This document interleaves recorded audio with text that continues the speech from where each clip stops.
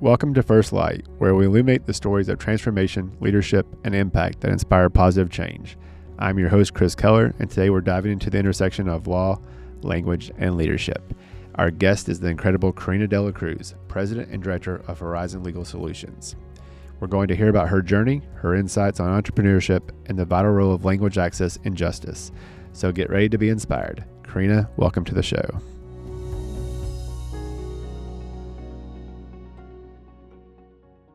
Karina, I want to welcome you to First Light, and thank you so much for being here. For those who may not know you, tell us a little bit about yourself and what you do. Thank you, Chris, for having me here. I really appreciate the opportunity. Again, I'm Karina. I'm the owner and CEO of Horizon Legal Solutions and Horizon Premier Staffing, which is a new addition to our journey. We provide interpreters and translators nationwide. We have over 200 languages. We are actually the only interpretation and translation company endorsed by the Florida Bar. And so now we also started a new journey providing virtual staffing for any type of business, but mostly law firms and, court reporting companies and, businesses in the legal field, but we can really assist anyone. Well, let's talk first about Horizon Legal Solutions and how did you decide to start this company? So we have been in business for 19 years. And I was a paralegal for 8 years before, opening the company. I have an MBA from Nova, and I always had that business mentality. And so I just saw a need, as being a paralegal and dealing with interpreters and translators, I saw that there was a big need in our, county, in our community for language services. So I had an opportunity. I sold some real estate, had the capital. I said, I'm going to go and try this out. And I also wanted to spend more time with my kids. I was a mom. My daughter was 2 years old at the time. So I became an interpreter myself. I became certified. I went out, covered jobs. I used to go, from Palm Beach to Tampa to Fort Myers. Wherever anyone needed me, I would go there. I always said, when you stay home doing nothing, nothing comes in. So you got to be out there. You got to stay busy. And so then, after 3, 4, 5 years went by, I think 4 years. And it just was so busy. And I said, I'm either going to be an interpreter and, because people loved the work that I was doing, with my legal background and speaking Spanish and English. And so they just, especially the Spanish-speaking lawyers, they loved it. So I just said, I either provide excellent customer service and stop interpreting, or I am going to be solely an interpreter and just, work for an agency. So that's when I decided to stop interpreting. I took a big hit because I was keeping all the money for myself. Now I'm here having to recruit interpreters and pay people. And, it was challenging at first, but it's been very rewarding now. Well, let's talk about that journey because, that's entrepreneurship, right? You start out, like when I started the firm, I'm doing everything. I'm doing the legal work. I'm the director of HR, the director of operations. I'm the finance director. I'm doing it all. And then at some point, you start letting go. So talk about how it was for you to kind of let go, hire that first employee, what it felt like to actually hire that first employee, and who that person was and what you did. So I'll tell you, I started in a closet. My office was in a room in my closet. And I think it was my son's playroom or something. And I put a desk in there and a computer in there. And I remember I said to my kids, one day I'm going to have an office building. And so it was, it was really busy. I couldn't handle everything myself. I remember the one thing that I disliked the most was the computer work. Because, as you said, you wear many hats when you're by yourself. I was a computer guy. I was a delivery person. I was a scheduler. I was a bookkeeper.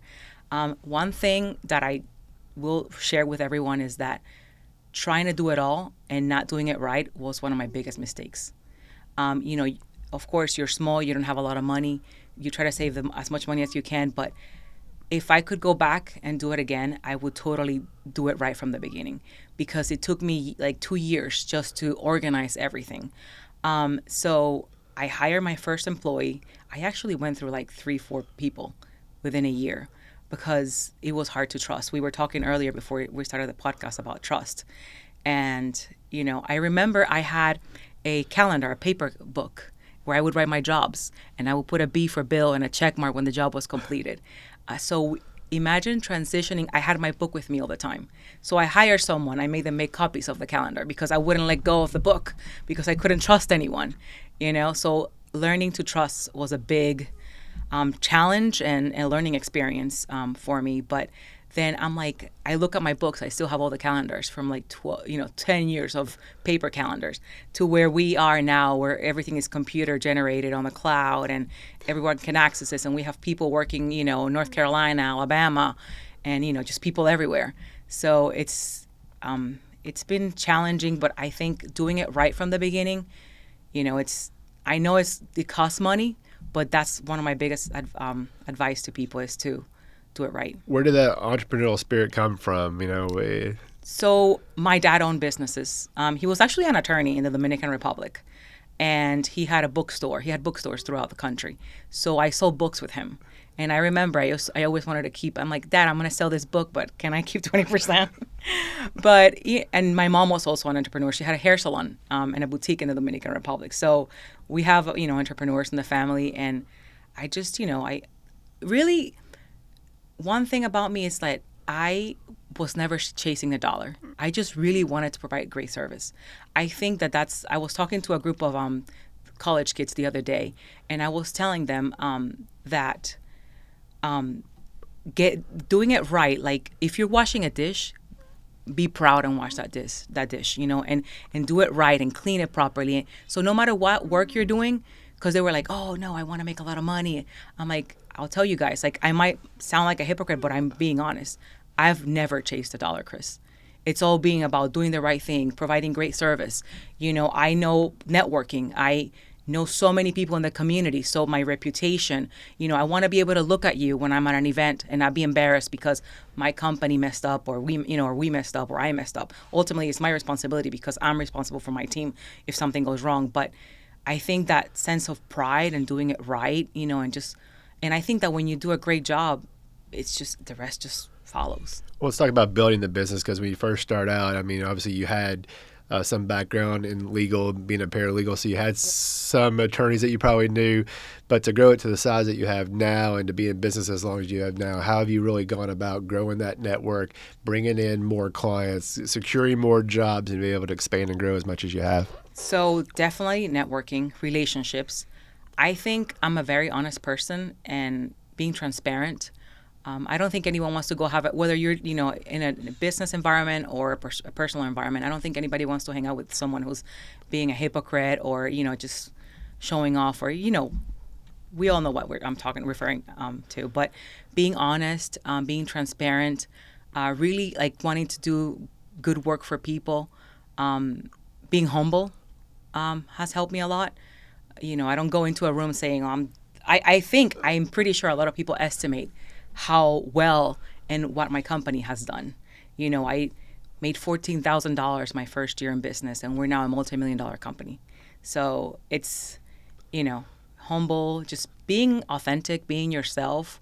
I think a lot of people in the world want to use other people, and that has never been my agenda. Like, if you want to send me work, great, but if not, I respect you. If you're happy with who you're doing business, that's fine. If you're happy, keep doing business with that person. But relationships, pretty much all my clients become my friends. I go on trips with my clients, So that's really, I go to dinner with my clients. I ask them, hey, how you doing? It's really all about relationships, Well, one thing I know that you've done, and you did it with my firm, obviously we work with you.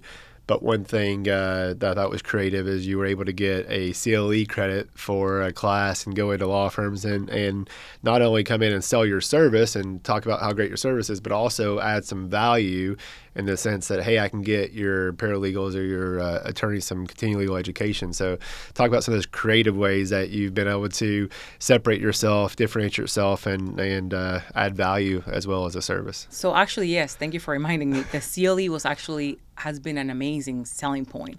I didn't even know. I was just like, no one talks about interpreters.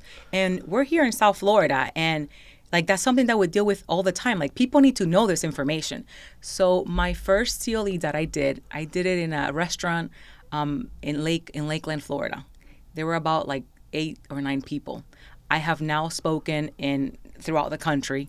My CLE is approved in Illinois, Alabama, Florida, Pennsylvania, California, I can't remember all of them, but we're in about 12 states that we have the CLE approved. And I'm like, this is great information that people need to know.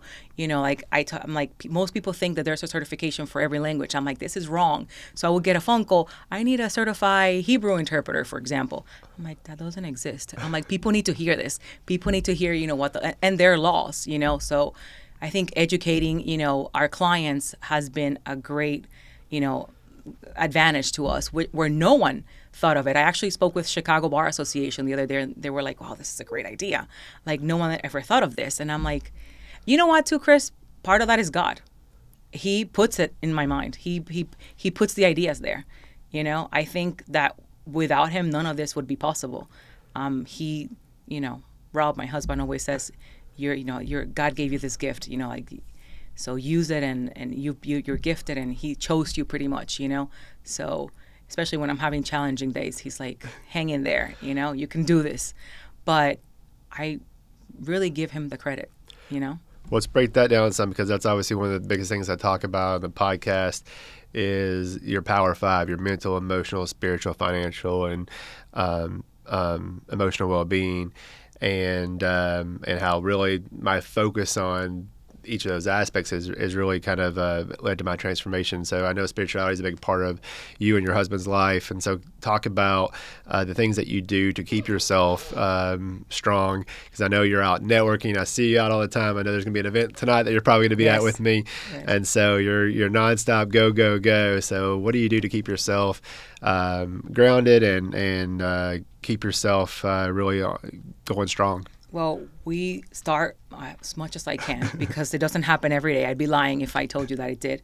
We start the morning with a prayer, and that has really helped me. We've gone through a lot of changes. When you grow, there's a lot of changes. So that has really helped me keep myself calm. We talk about grace a lot, like accepting things with grace, handling things with grace. I actually listen now in the car. I listen to, gospel or Christian music, Absolutely. Because it calms me down. I think that's so important, especially when you're like, go, go, go. So it like really grounds me to, listen to Christian music, and it just really centers me. And Rob has been, a big help in helping me focus and guiding me towards that path. We go to church every Sunday. And when we can't, if we're traveling, we watch something on TV, but we start our day with prayer. And that has been definitely game changing, and it has helped me a lot because there has been a lot of growth. And it's stressful and hard, but I start every day with prayer as well, and then Christian radio. So, I really truly believe that what you consume affects you, whether you realize it or not. And so a big focus on that. Let's talk about, I know Rob's kind of coming as your COO now, and you've got this COO in your business. Let's talk about the impact of delegating to other people to help you to grow a business. So again, trusting was a big thing, but throughout the years I have learned to trust. With Rob's experience, he has really, helped guided us to, the bigger picture, where we need to go. Trusting, it's definitely a challenge, but you have to trust. You have to learn to let go. If you don't learn to, you can't do it all. You have to learn to delegate and trust that it's going to get done. And then just, holding people, liable, responsible for what you give them. And I'm teaching that to my team. It's like, I told you this, and so I expect you to do it. And, we're not kids. I trust you to do this, but having a great team in place, like right now with the new company, I basically put together the A team, because I said, I don't want to go through what I went through the first time, where I was me doing it all. I want this to be a fun, exciting experience where we help businesses save money. I don't want to have to be the one person doing everything. So I put together a team. I call it the A team, where, I delegate and we work together, and I trust that it's going to get done, and I don't have to be following up. I know that they're doing, getting the job done. Let's talk about that new business, because, my firm is really use virtual assistants in a big way to help us grow.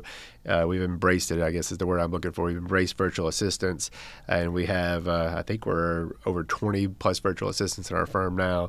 So talk about how you decided to kind of go down this path of creating a virtual assistant company, and then how you now built this company and what you're doing. So I started with it myself. And I went down to Colombia to meet with the company that I was working with at the time. I went down, I met my employee, and again, relationships. Because I wanted her to know who she worked for, and I wanted her to feel a part of my team. I didn't want her to feel like she was an outsider. I think that's important when you're dealing with virtual assistants. So I flew there, I met her, and I just kept going back. And then I'm like, you know what? This is great. I mean, I was able to save so much money. And not only the money aspect, but the quality of the work. They work hard. They care about their work, and their work ethic is just impeccable. So they're hardworking, they're dedicated. And so I'm like, so I started with her in billing. Because I'm like, billing is, like, who can mess up billing? You're just creating invoices. And then 2 years later, I got a scheduler. And then added another billing person. And then it just kept growing and growing. I'm like, I should offer this. This is great. It's like interpreting. Like when I offer the CLE, these are facts. I'm not selling you a lie. I'm telling you the truth. This works. I've used it myself. I was the guinea pig. So one of the things that sets us apart from other agencies is that we don't have everyone in the office in Colombia, but we learn, they lose power sometimes. They don't have comfortable working conditions. So the goal is to expand where we have an office in every major city in Latin America so that they can come and work there in a comfortable, work environment because they were losing. So we learn, we lost power. I'm like, there's no AC, super hot, So I think we kind of have it down. We have the right formula now. And making them feel a part of the team and the group, and encouraging our clients to also make their virtual assistants, a part of their team. Make them feel like they're family too.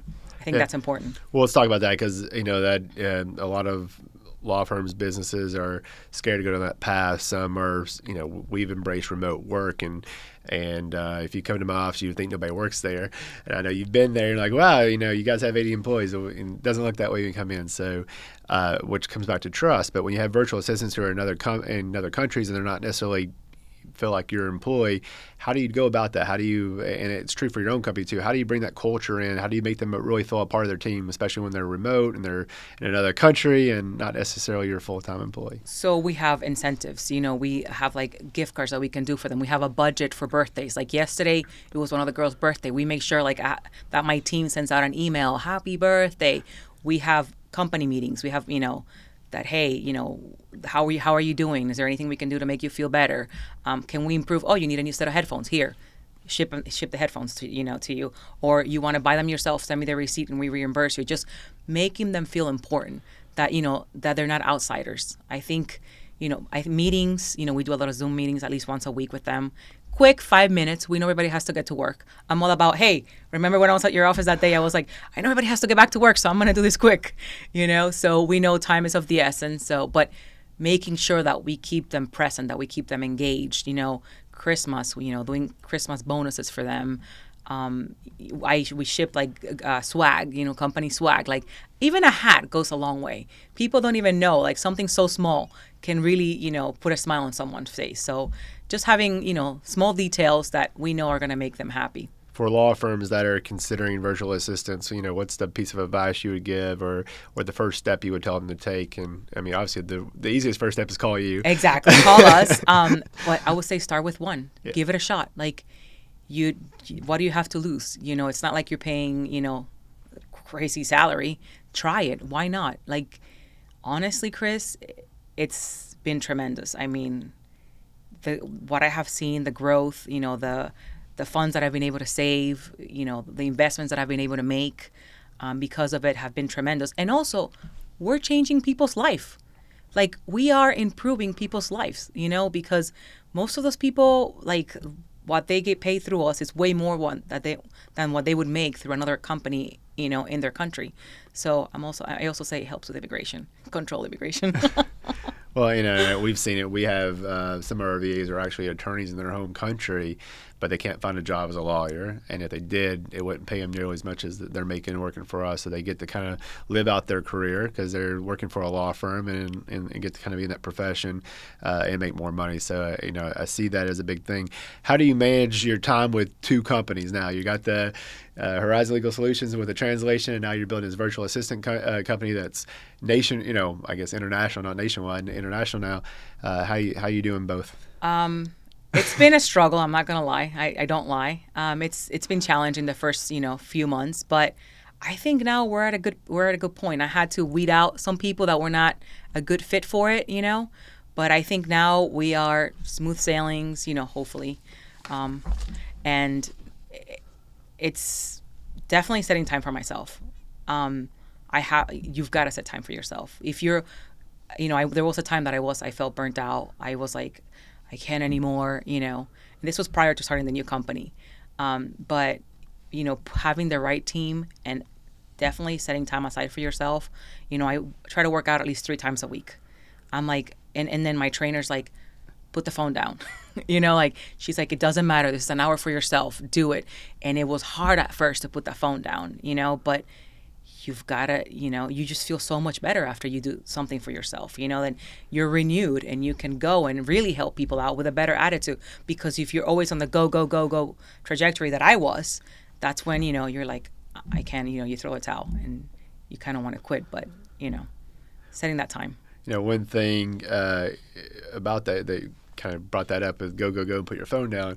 So many times I've reached out to you, and I'm sure I'm not the only one that's guilty. It's like, hey, I forgot I needed an interpreter and I don't have one. Or, hey, we got this, all of a sudden surprise hearing that came up and I need an interpreter. And these last minute requests. So talk about kind of how you juggle these last minute requests and fill roles and really come through for your clients in such a big way. And then talk about the impact that, you're able to make on cases and legal cases to help attorneys and their clients. Oh, sure. So, yes, it's a very high pace. It happens all the time. It happens every day, like all day. We forgot the interpreter. I'm very blessed to have an amazing team. Everybody's quick. You've got to be quick, You've got to be fast. That's one of the competitive advantages that we have, that I was a paralegal. So I understand there's a room full of attorneys waiting for the interpreter. Let's go. So we have a system that we develop where we have a thread. We text all the interpreters. We also have a mobile app that we put. It works like an Uber app, but they're all, our interpreters that, have embedded by us. And we put out the request, and whoever picks up the request first gets the job. So we've just developed techniques to try to get the interpreters to respond fast. They're always telling us we're available today, we're not. So we're constantly communicating with them because we understand, sometimes you show up for a deposition and you're like, oh, he speaks broken English. We can't understand him, So we've got to jump in and get an interpreter fast. And as far as helping attorneys with their cases, it's crucial to have a good interpreter.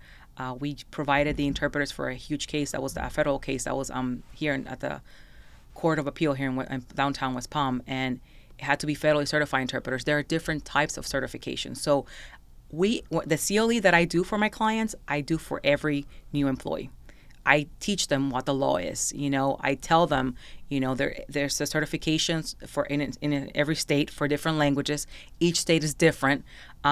And you know what, too? Sometimes, Chris, we get complaints from certified interpreters. So the relationships that we have with our interpreters, being in business for so long, we've been able to weed out the bad ones. So we know, if we have a maritime case law, we know what interpreter put there because we've been doing it for so long.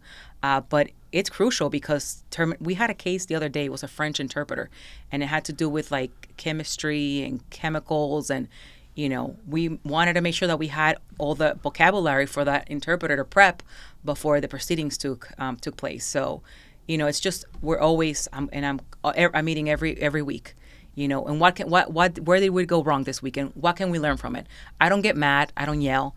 I'm all about what can we learn from this, so we can continue to grow. One thing I want to ask you about, and I feel like we're getting far removed from it now, but COVID, Yeah. The courthouse is closed. Everything goes from in person to now all of a sudden everything's virtual. Talk about that for your company, what you learned from that company, how you were able to evolve and change and grow through that to survive a global pandemic. So yes, that COVID was interesting. It's funny because it's still affecting us because it's a remote world right now. So I just implemented a few months ago a new strategy because we were having some issues, and I'll tell you about it. So COVID, I was in my office. A lot of our interpreters are retired, or they're like moms that stay at home, take their kids, but a lot of them are also full time. But it's just I'm saying because it gives them a flexible schedule because they're subcontractors. A lot of them are like older, retired. So I'm sitting there, teaching people Zoom. Like our staff was teaching people like how to log in, how to, like sitting with them. Like we would log into the depot to make sure that and guide them.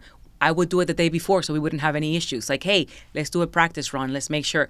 And they're like, oh, I can have my son, help me. I feel so bad for so many of them, because they didn't have anyone to like help them. And technology can be challenging for some people in their 50s. Like I know my husband who, he's like, he's going to kill me for this. But I'm like, oh my gosh, you're so slow with this, because I'm like, I get it really fast, But, just a few years, it's come with a generational thing. Just a few years difference and you're already a little bit slower with technology. But I'm going to be honest with you, Chris. Work was less stressful before COVID. I feel like now with technology, there are way more issues. I can't log in. The link is not working. My phone has to do an update, or my computer has to do an update. So lately, we just implemented, like I would say 3-4 months ago, I actually hired someone just to log in to make sure that the interpreters were logged in. So our policy with our interpreters is, if you're not logged in at least 15 minutes before the proceedings, I'm sorry, we're replacing you. Because the last thing I want is an attorney calling me saying, where's the interpreter? And everybody's already, sitting in the Zoom room, waiting for the interpreter to show up. So I've had to take drastic measures, and sometimes they don't like it very much, but I've got to keep our clients happy. So that was COVID is still, here, if you think about it, because that was a new method that we implemented, which is having 2 people log in. We divide the jobs up. And, if it's in person, we have to call them 2 hours before to make sure that they're there. Because you know how many times they're like, oh, I thought it was Zoom, but it was in person. I feel like before COVID, there were less issues. Like, okay, somebody might have a flat tire or, run 5 minutes late because they couldn't find parking. But I feel like now, thank God we haven't eliminated that with, going to check in the links. But every day there was something, So definitely it was challenging, but I think we've got it under control. And come out stronger on the other side. Yes. What do you think has probably influenced you most as a business owner? A book, a lesson, a class, something? What has really kind of inspired you as a business owner to kind of take that next leap, to start that next company, to keep growing, to keep expanding? What do you kind of credit all this growth mind that you have and everything that you're doing? So my goal in life, this is what motivates me, is that I really want to be a humanitarian. And Rob's like, we're doing it now. We help people now, but I want to do it at a greater scale. I want to help people all over the world. That's really my dream and my goal. This is why these 2 companies exist, to give me the freedom to be able to help people, which we do now, but we're still like in the middle of it, building a new company. But Dave Ramsey, the one book, it's The Millionaire Next Door. That was my book for Brendan Burchard. That was... Or Dave Ramsey, yeah. I was thinking Millionaire Messenger, which is a great book. No, this too. is the Millionaire Next Door, I think. Yeah. Oh, no, I'm sorry. The 1 Minute Millionaire. There you go. It's purple and yellow. I remember that. And every time I'm feeling like I'm losing, like I'm not going through I go back and read that book. And that book is the book that really changed my life and motivated me to do better. I do attend the Dave Ramsey conferences every year. I love them. They inspire me. I know now in May we're going to have John Maxwell there too. So you've got to keep attending conferences. You got to keep educating yourself. You got to keep feeding yourself, both your soul and your mind. If you don't have that, then you kind of lose track. Like, why am I doing this and where am I going? But really, Chris, and also I want to leave a legacy for my children. My daughter's already working with me in the company, both companies. She's a part of them. She's got a year and a half left at FSU, but I know you're a Gator. But, I'm a Kentucky Wildcat, but but anyways, I'll take the Seminoles. So. Yeah. So, but she's leaving a legacy for my children. Creating a name for myself and my kids, and But ultimately, it's really I want to help people. That's where my big calling is, and I know this might sound like I'll say it the way it is because that's just the way I am, but I learned early in life that money comes to money. And it's not that I'm chasing money because I told you, that's not how I chase. I chase excellency and providing great work services for a client. But I knew that no one's going to if you have a foundation, no one's going to donate to it if you don't have your own means to provide for yourself. So you've got to set yourself up so that other people can respect you. You can earn the respect of people. Yep. And then they can trust that this money that they're donating to your organization is not for you because you don't need it. And also whether people donate to the organization that I want to create in the future or not, I'm still going to help. That's just... it's funny because we're setting the house up. We're, hire a decorator and stuff. And I'm like, I'm going to throw charity events here at the house. This is for God's will, for God's people. We're going to help. We're using this. It's not that we want to live in a luxury home or whatever. It's that we're going to use this to try to help other people, So really just that. One thing I want to go back to, because I think it's so cool, is, you're working as a paralegal and you saw, this need. And so talk about, where people can kind of see needs that you can go fill this niche. And, you saw this niche, you saw this area that, was lacking someone who could really provide the service, and you stepped in and now you provide the service and you've done it for 20 years. So talk about kind of that ability to spot a need and then go fill that need. I think that having a creative mind, you got to see the possibilities and you've got to dream big.